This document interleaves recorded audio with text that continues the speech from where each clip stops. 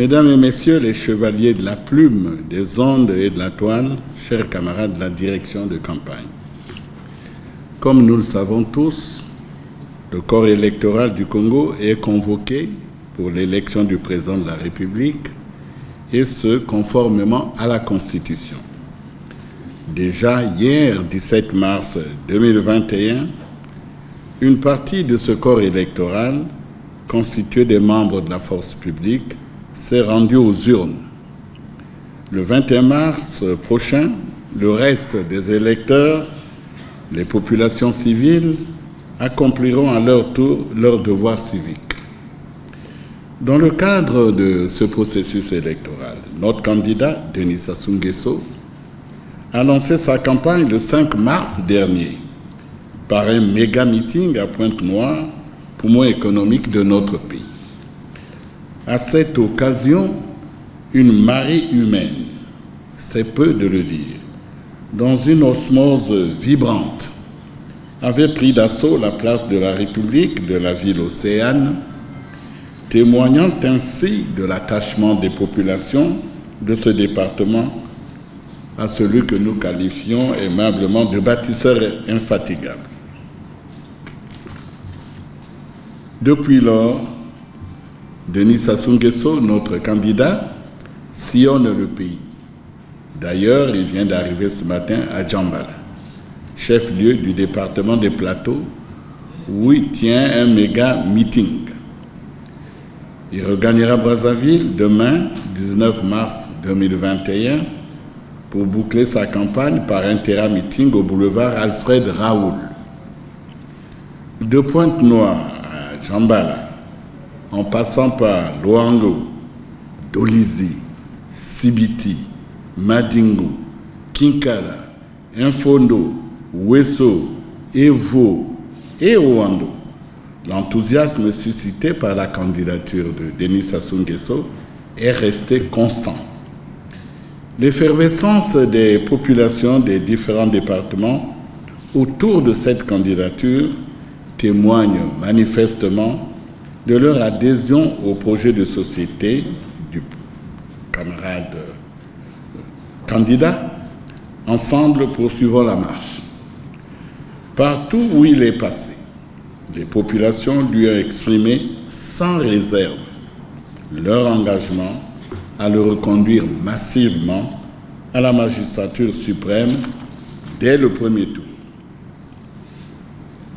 L'engouement observé au cours des déplacements de notre candidat, ainsi que la campagne de proximité, j'ose le dire, habilement menée par les directions locales de campagne, montre que la stratégie adoptée par Denis Sassou Nguesso, en responsabilisant ces directions, est payante.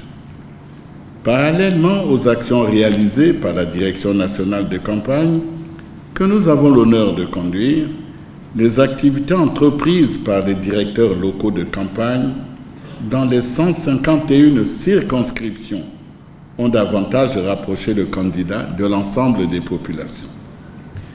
Depuis 13 jours, nos équipes qui ont travaillé sur la base des acquis politiques des partis de la majorité ont conquis le terrain. Aucune localité, aucun village du pays n'a manqué d'être visité par les représentants du candidat Denis Sassou Nguesso.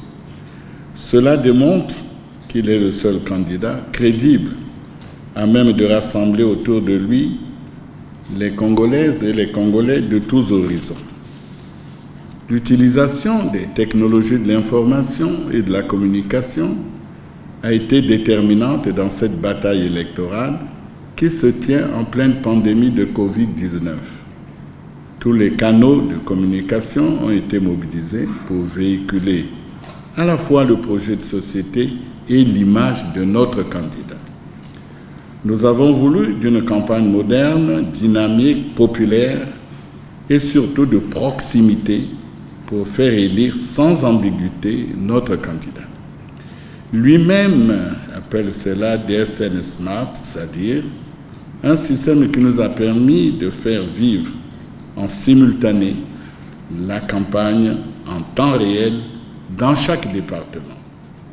Vous comprenez donc aisément qu'à quelques jours de l'échéance, plus rien ne fait obstacle à la victoire, au moins nous l'espérons, vivement souhaitée de notre champion. Tous les signaux sont au vert. Les pronostics en notre faveur, car Denis Sassou Nguesso jouit du soutien de la majorité des partis dûment reconnus et des forces vives de notre pays. L'étape finale de Brazzaville doit conforter la communion entre le peuple et son candidat, Denis Sassou Nguesso. Bon, vous nous posez la question de savoir quel est le candidat qui vous inquiète le plus. Tous les candidats, nous avons sillonné notre pays de part en part et chacun a pu mesurer les foules, les mobilisations qui suivaient les uns et les autres. Je peux tout simplement vous répondre très brièvement qu'au vu de ces mobilisations, modestement, aucun candidat ne nous inquiète. Pourquoi avoir engagé autant de force alors que les adversaires ne sont pas de taille? Qui vous le dit? Qu'ils ne sont pas de taille. Nous sommes tous des Congolais. On connaît notre pays, on connaît aussi notre peuple et nous devons aux autres aussi du respect, beaucoup de respect, beaucoup de considération. Donc, nous nous sommes préparés pour faire une campagne normale, conformément à la Constitution, par respect pour notre peuple, par respect pour les autres candidats, aussi, et nous nous préparons à une bataille, bien sûr courtoise, mais sans concession. Et donc c'est la raison pour laquelle nous disons qu'il n'y a pas de petits candidats, en tout cas ça c'est d'autres, des journalistes qui le disent, mais pas nous, ça ne sortira jamais de notre bouche pour mépriser tel ou tel candidat. Donc, par courtoisie pour la population, par courtoisie aussi pour les autres candidats, nous nous sommes engagés à mener une campagne vibrante. C'est pour cette raison. Et sans mépriser personne, sans sous-estimer personne. Certains directeurs locaux, dites-vous, dès le premier tour, un coup KO, de tels messages peuvent-ils l'adhésion des indécis? Bon, mais ça, c'est des militants qui souhaitent s'affranchir d'un deuxième tour et ils souhaitent que leur candidat passe dès le premier tour. Ça, c'est le souhait des militants. On verra si les urnes parleront dans ce sens. Nous souhaitons que les urnes parlent dans ce sens. C'est-à-dire que l'on gagne sincèrement, franchement, massivement, dès le premier tour. Mais si jamais ce n'était pas le cas, mais nous souscrirons volontiers, n'est-ce pas, au verdict des urnes. Mais le souhait de nos militants et d'une bonne partie de la population, c'est que vraiment le candidat Sassou Nguesso passe dès le premier tour rapidement. Un coup KO signifie passer dès le premier tour. Ce n'est pas un KO de boxe où on va étendre l'adversaire sur le tapis, etc. Ça veut tout simplement dire passer dès le premier tour. Mais c'est vrai aussi, et nous l'avons analysé, même en notre propre sein, que cela peut être peut-être démotivant pour les lecteurs ou bien pour les électeurs, puisque la victoire est assurée dès le premier tour. Pourquoi se déplacer? Ça pourrait en effet les démotiver. Mais nous pensons qu'avec la campagne vibrante que nous sommes en train de mener, que vraiment le taux d'abstention qui est considéré par nous comme l'un de nos véritables ennemis, que le taux d'abstention sera moindre, qui ne sera pas élevé. Et nous devrons prendre des mesures, nous devrons lutter contre tout ce qui peut aller vers une abstention importante par manque d'intérêt, parce que notre candidat passerait déjà dès le premier tour. Donc c'est à nous de motiver véritablement les populations, de faire en sorte qu'ils viennent voter massivement. Et c'est ce que nous ne cessons de faire. Le candidat lui-même, dans tous les meetings, appelle les populations à venir voter massivement, à ne pas rester à la maison. Et c'est ce que nous ne cessons de faire. Donc, oui, il est possible que certaines espérances, certains slogans de campagne puissent avoir quelques effets pervers, mais nous entendons les corriger. Et je profite justement de cette opportunité, de cette occasion, pour appeler les Congolais à venir voter massivement. L'abstention ne règle rien.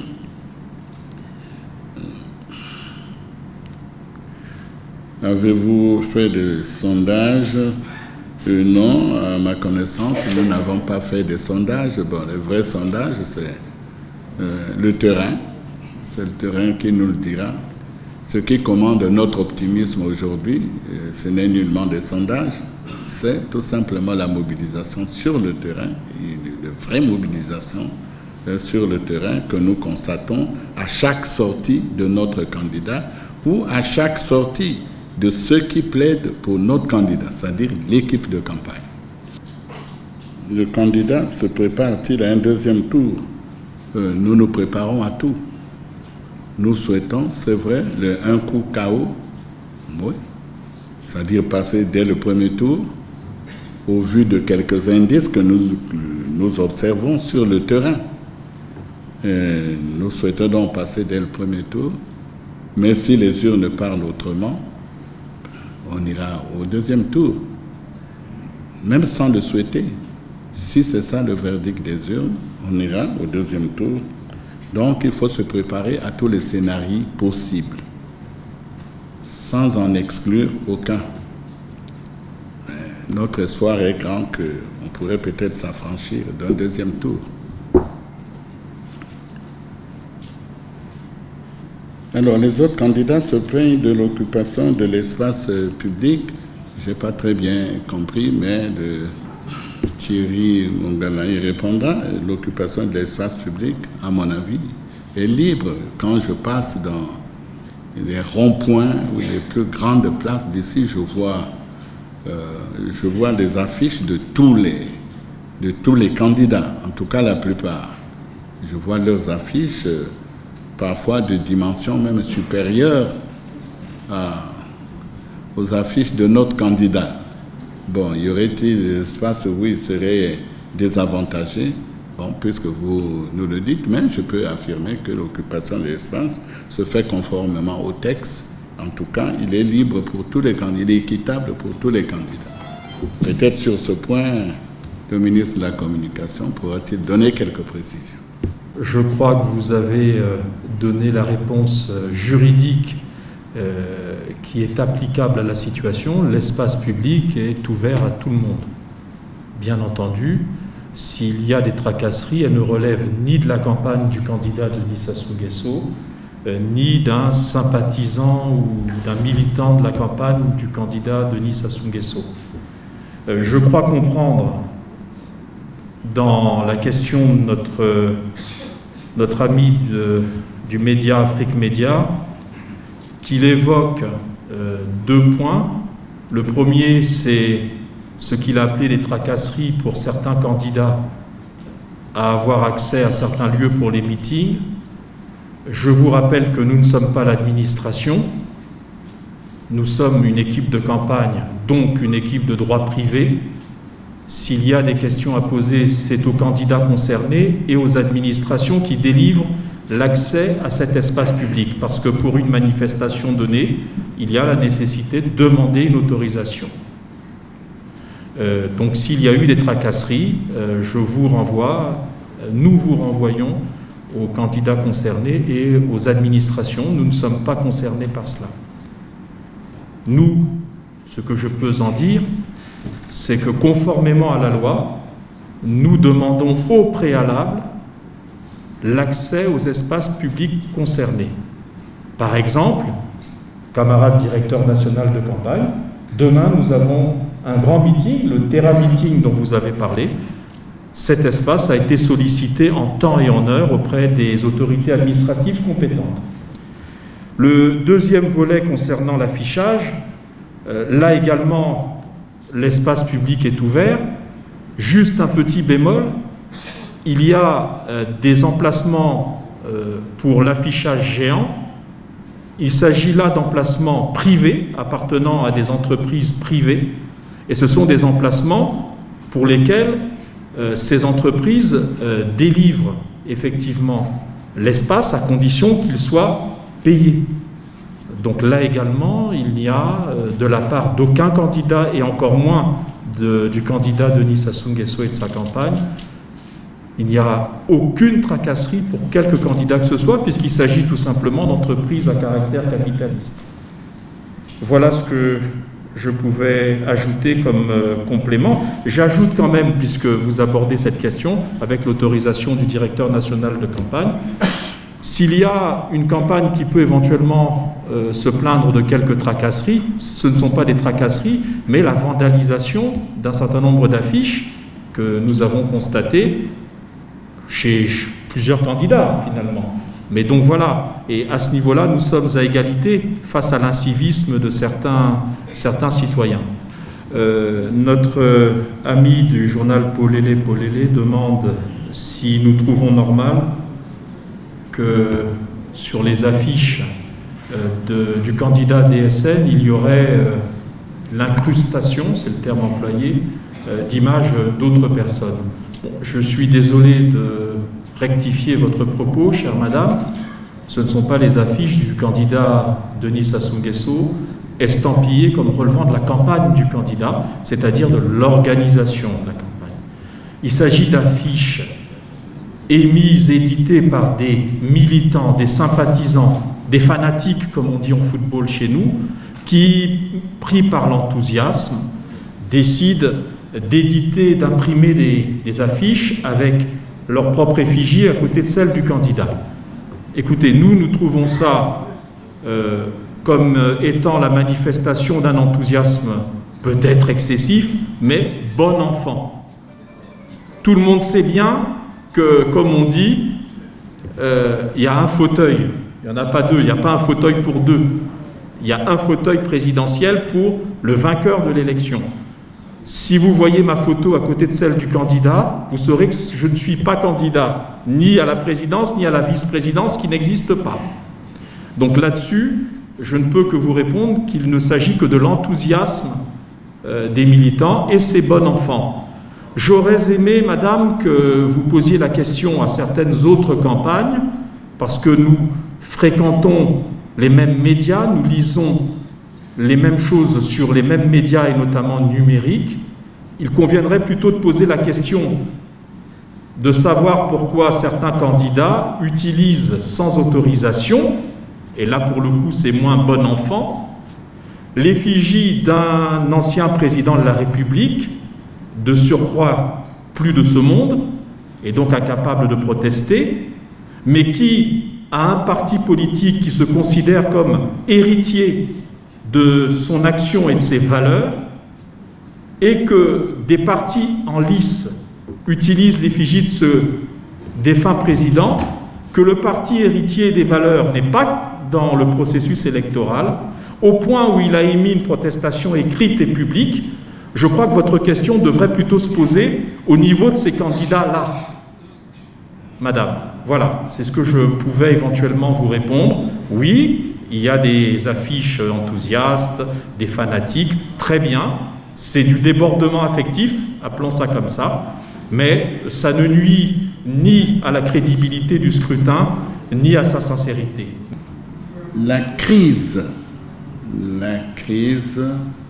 que nous subissons, la crise économique et financière que nous subissons,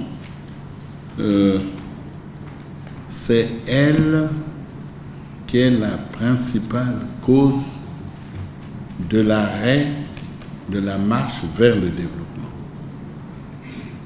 Tant qu'il n'y avait pas la crise, mais vous-même, vous vous souvenez bien que les projets se faisaient, les projets se réalisaient, la mise en œuvre de politiques même audacieuses avait lieu, et la municipalisation, par exemple, en tout cas, se déroulait.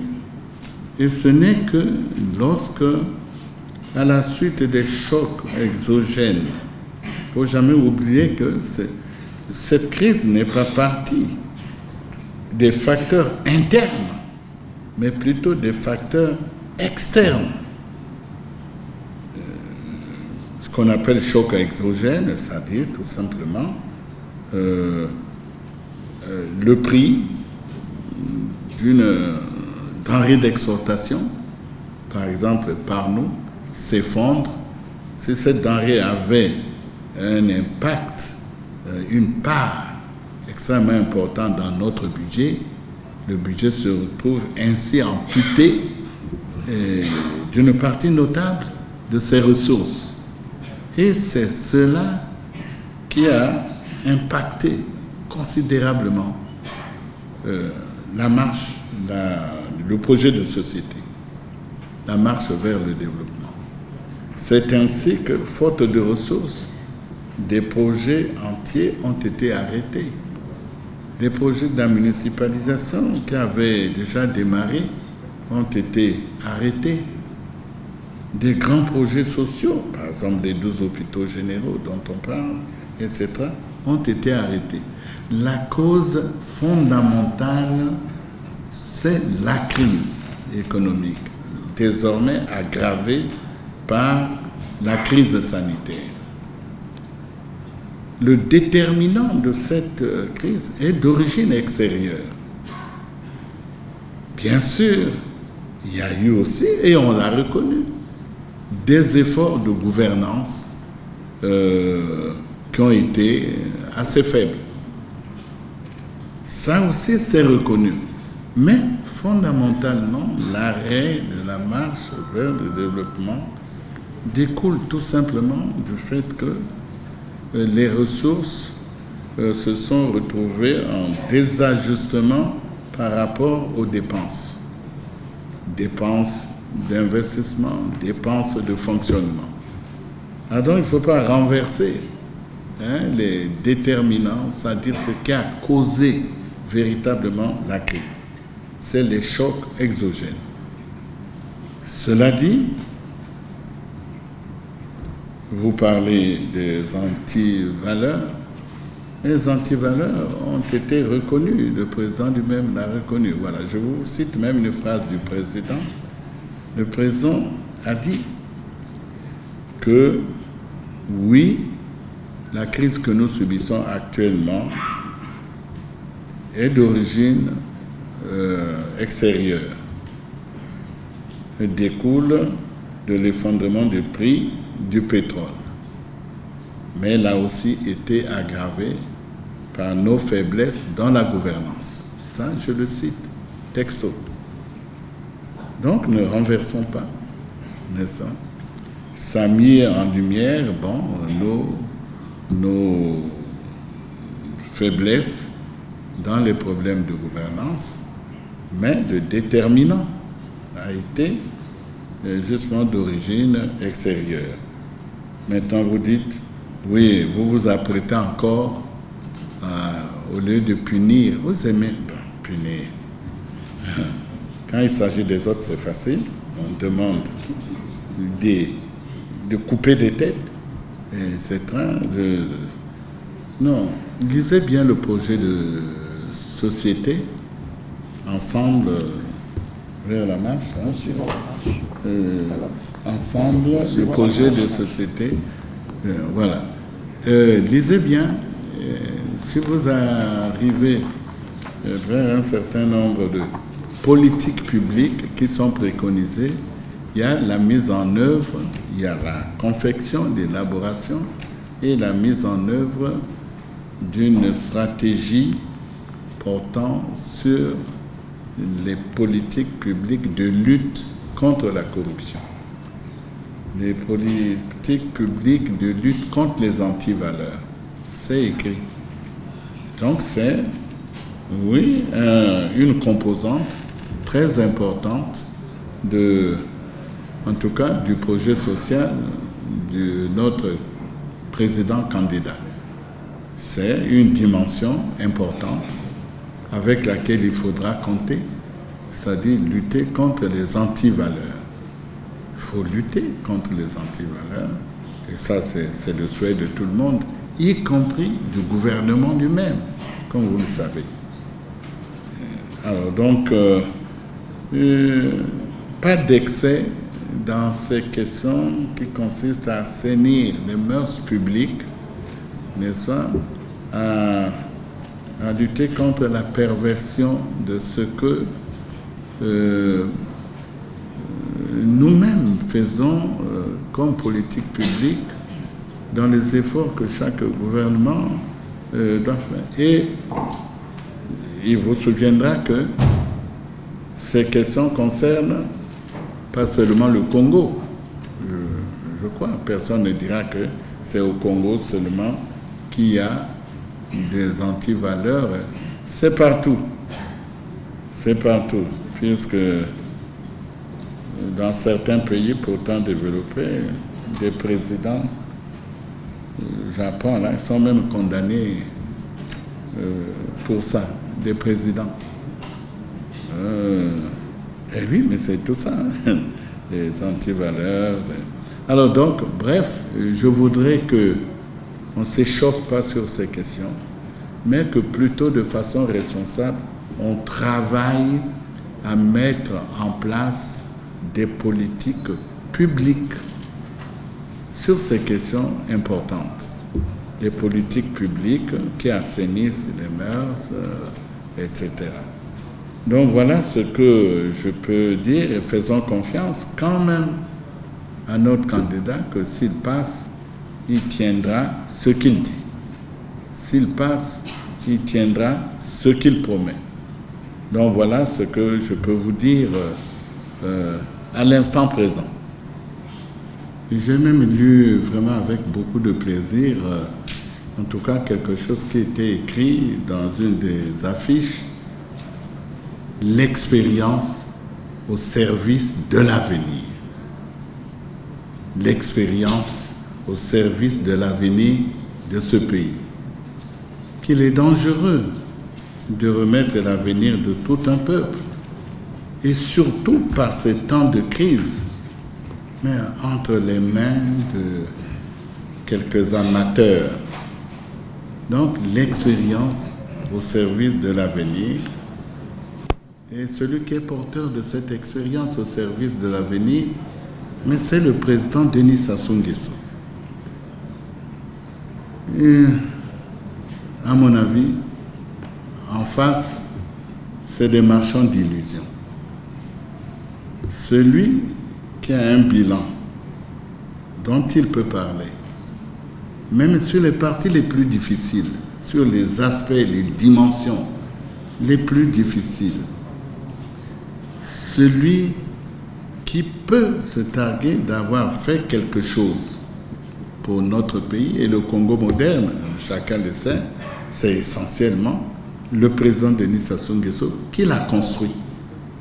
Pour l'essentiel, c'est le candidat Denis Sassou Nguesso en tant que président qui a construit le Congo moderne d'aujourd'hui. On peut critiquer certaines faiblesses, certaines failles, c'est possible. Et le candidat lui-même, en tout cas, s'est approprié, a intériorisé l'expérience ainsi acquise. Donc il faut faire confiance au candidat Denis Sassou Nguesso pour continuer à redresser ce pays. Alors je profite de l'occasion qui m'est ainsi donnée pour inviter le peuple congolais pour inviter les femmes et les hommes, les jeunes de notre pays, en tout cas plutôt à continuer de bénéficier de l'expérience de notre candidat. Donc d'aller massivement aux urnes voter pour le président Denis Sassou Nguesso.